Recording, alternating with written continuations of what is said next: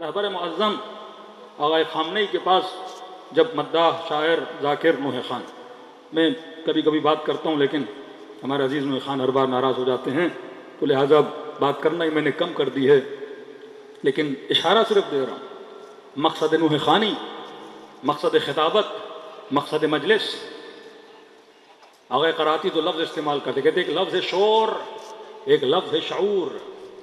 شور شور شرابہ اللہ گلہ، شعور ہے فکر کو بیدار کرنا۔ اگر مجلسوں میں شور ہو، شعور نہ ہو، ہماری ایکٹیویٹی میں شور ہو، بہت شور ہو، ہنگامہ ہو، لیکن شعور نہ ہو تو فائدہ نہیں۔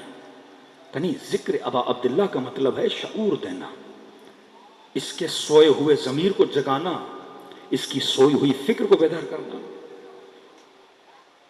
مولا حسین فرماتے ہیں میں اس لیے قیام کر رہا ہوں کیونکہ مسلم معاشروں میں اسلام کی نشانیاں ختم ہوتی جا رہی ہیں۔ اس کی تفصیل میں آگے آؤں گا۔ چار چیزیں جس کی وجہ سے امام حسین فرماتے ہیں میں قیام کر رہا ہوں، اور یہ چار چیزیں اگر تمہارے سماج میں نہیں، اگر تمہارے معاشرے میں نہیں، تو تمہیں قیام کرنا چاہیے۔ مسلم معاشرے کی نشانی، مسلم معاشرہ خاتون حجاب کرتی ہے، مسلم معاشرہ ہے۔ یورپ ویسٹ چلے جائیں، حجاب نہیں، غیر مسلم معاشرہ ہے۔ سیٹرڈے سنڈے نائٹس وہاں کلبس ہیں، ناچ گانا ہے، شور شرابہ، ناچ رہے ہیں، گا رہے ہیں، شعور نہیں، شور بہت ہے۔ فرمایا یہ معاشرہ غیر مسلم معاشرہ ہے۔ مسلم معاشرہ مسجد، اذان، آواز، حجاب، غیرت، حیا، یہ مسلم معاشرے کی نشانی ہے۔ غیر مسلم معاشرہ بے حیائی، بے غیرتی، بے حیائی، نشہ، شراب عام۔ اگر وہ ساری چیزیں میرے معاشرے میں آ رہی تو مسلم معاشرہ نہیں۔ معالم الاسلام، تاکہ اسلام کی نشانیوں کو بلند کیا جائے، یزید النشانیوں کو ختم کرتا جا رہا ہے۔ اب رہبر معظم ان نوح خانوں کو کیا پیغام دیتے ہیں؟ کہتے ہیں کہ تمہاری شاعری میں نوحہ بناتے ہو، شعر بناتے ہو، اس کے اندر عرفان ہونا چاہیے، معرفت۔ قالب شعر جب بنتا ہے، کہتے ہیں نا آپ بہت بڑے مطالب کو ایک کوزے کے اندر بند کر سکتے ہو، ایک شاعر کا یہ کمال ہوتا ہے۔ کہا تمہارا چناؤ جو شعر کا ہونا چاہیے وہ ایسا ہو کہ جوان جب یہ نوحہ سنے، اس نوحے سے عبرت لے کے کوئی نمازی بنے، کوئی با اخلاق بنے، جس میں پتا چلے کہ مقصد ابا عبداللہ الحسین کیا تھا۔ اتنا خرچہ، 4 ارب روپے تم خرچہ کر رہے ہو، یہ جوان جب مجلسوں سے نکلیں ایک معاشرہ نظر آئے کہ یہ حسینی معاشرہ ہے، پتا چلے کہ یہ نسلیں ابا عبداللہ کی ماننے والی نسلیں ہیں۔ ایک شیعہ مجلس میں آئے، لیکن میں نے کل امیر المومنین کی 2 مثالیں دی کہ مولا فرماتے خدا دونوں گروہوں پہ لعنت کرے۔ ایک وہ گروہ جس میں عمل تو تھا پر عقیدہ نہیں تھا، دوسرا وہ گروہ جس کے اندر عقیدہ تو تھا پر عمل نہیں تھا۔ خوارج عمل تھا، عقیدہ غلط تھا، دن رات نمازیں، عبادت، روزہ، لمبی لمبی داڑیاں، لمبے لمبے سجدے، نماز شب پڑھنے والے، ماتھوں پہ سجدوں کے نشان، عقیدہ غلط کے امیر المومنین کے مقابلے میں کھڑے ہیں۔ کہ اللہ ان پر بھی لعنت کرے، یہ افراط میں چلے گئے۔ کہ دوسرا طبقہ تفریط میں چلا گیا۔ کون سا طبقہ؟ طبقہ مرجعہ، جو کہتے تھے دل پاک ہونا چاہیے، عمل کی کیا ضرورت ہے، بس دل پاک ہو، بندہ نماز پڑھے نہ پڑھے کوئی فرق نہیں پڑتا، خاتون حجاب کرے نہ کرے کوئی فرق نہیں پڑتا، جس باپ پہ یہ تمیز نہ ہو کہ بیٹی کا لباس کیسا ہونا چاہیے 7 سال کے بعد۔ تربیت بچپن سے ہوتی ہے۔ آج کل کوئی بیٹی 8 سال میں سر پہ دوپٹہ پہن لے، 7 سال میں باپ اسے پہنا دے تو بڑی ایج کی خواتین کہتی ہیں بچی تو بھی چھوٹی، آپ اس پہ ظلم کر رہے ہیں، اس کے فریڈم کو روک رہے ہیں، اس کی آزادی کو روک رہے ہیں۔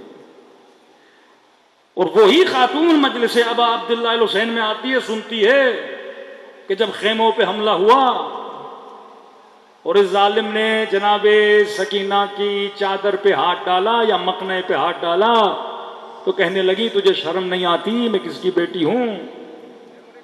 4 سال کی بچی، لیکن سر پہ چادر۔ ایک کام جو اس نے بڑے ہو کر کرنا ہے تو اس کی تربیت کب سے ہونی چاہیے؟ بچپن سے۔ جب اس کے سب کانشیس میں چیز جائے گی تو وہ کانشیسلی اس کام کو کرے گا۔ اسی طرح غیرت کیوں اسلام میں 7 سال کا بچہ ہوا بستر الگ کر دو؟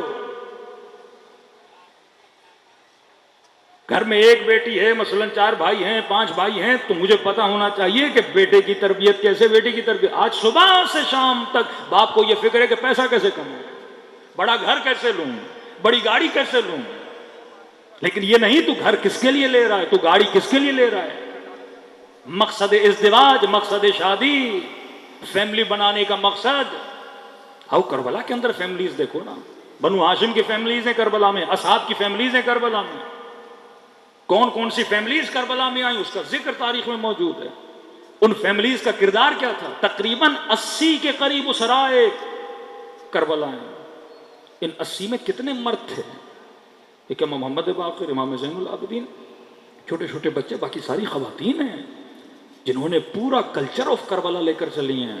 آج آپ تک کربلا پہنچی ان فیملیز کی وجہ سے پہنچی. تو رہبر معظم بٹھاتے ہیں ان نوح خانوں کو، کہتے ہیں تمہاری شاعری میں بصیرت ہونی چاہیے. ایران کے شاعر محمد رسولی، آپ اس کی شاعری ٹرانسلیٹ کر کے دیکھیں. آج تک کسی نوح خان کے ذہن میں آیا کہ جناب زہرا کی تسبیح پہ بھی نوحہ پڑھا جائے مثلا؟ اللہ اکبر، سبحان اللہ، الحمدللہ، اس پہ نوحہ بنا دیا انہوں نے. وصیت امیر المومنین پہ حسن حسین، یتیموں کا خیال کرنا، نوحہ پڑھا ہے اس پہ.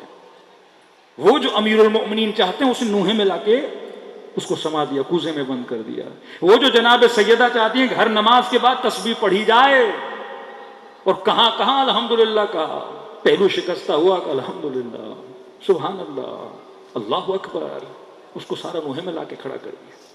ایون حب الوطنی، محمود کریمی کا میں نوحہ سن رہا تھا، اس سال نوحہ پڑھا ہے، ابھی جنگ ہوئی ہے تو ظاہر ہے وطن کی محبت میں، لیکن نوحے میں بنا دیا انہوں نے. اب وطن کو کس سے ملا؟ امام حسین سے ملا ہے. کہ وہ وطن جس میں رہنے والے عاشقان امام حسین. رب دینا ہوتا ہے آپ کو، گریز دینا ہوتا ہے آپ کو. میں ایک نوحے سے نسل بنا سکتا ہوں. اب سوال ہے کہ میں کیسی نوحہ خوانی کر رہا ہوں؟ 6-7 منٹ کے نوحے میں صرف محور کسی کی ذات رہے اور فکر امام حسین کی طرف نہ جائے تو فائدہ نہیں میرے عزیز. کسی خطیب کو یہ توفیق نہ ہو کہ 10 منٹ ولایت پہ پڑے، وقت کی ضرورت پہ پڑے، لیڈرشپ پہ پڑے، وقت کے ظالموں کے خلاف پڑے. بعض خطیب تو بھر جاتے ہیں کہ آپ کا کیا کام مجلس سے امام حسین میں اسرائیل کا ذکر کیا جا رہا ہے. جناب امام حسین یہی سکھاتے ہیں کہ ظلم کے مقابلے میں کیا ہو جاؤ؟ کھڑے ہو جاؤ. کربلا اگر میری بیٹی کو باحجاب نہ بنائے، کربلا میری نسل کو اگر نمازی نہ بنائے، کربلا اگر میرے جوان کو غیرت مند نہ بنائے، کربلا کا مقصد کیا ہے؟ کلام امام حسین میں کربلا نظر آتی ہے کہ اپنی شاعری ایسی کرو جس سے نسلیں بنیں. چھٹے امام کی زیارت، حضرت ابا السلام علیکم ایو عبد الصالح، زیارت میں درس دے رہے معصوم، طرز فکر معصوم کو پڑھو.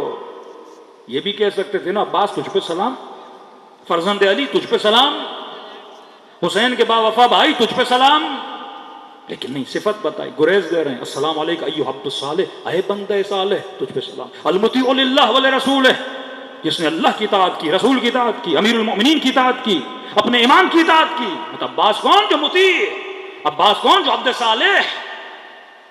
آؤ زیارت جامع کبیرہ. بسجیتکم الکرم، معصومین کی صفت ہے. مولا آپ کا اخلاق ہے لوگوں سے کرم کرنا، آپ کا اخلاق ہے زیارت امین اللہ. ساری صفات اور نشانیاں کہ معصوم تجھے کہاں لے جانا، خط دے رہے ہیں تمہیں، لائن دے رہے ہیں تمہیں کہ زندگی میں تم کس خط پہ چلو گے تو اہل بیت کے ماننے والے بنو گے. خطوط امیر المؤمنین، مالک اشتر کو جو خط لکھا، محمد ابن حنفیہ کو جو خط، پورا نہج البلاغہ قانون و قوانین کی کتاب ہے. امیر المؤمنین نے فارمولے بتائے، تمہیں ایڈوانس میں بتایا اگر یہ کرو گے تو زندگی میں یہ ہوگا، اگر یہ کرو گے تو آخرت میں یہ ہوگا.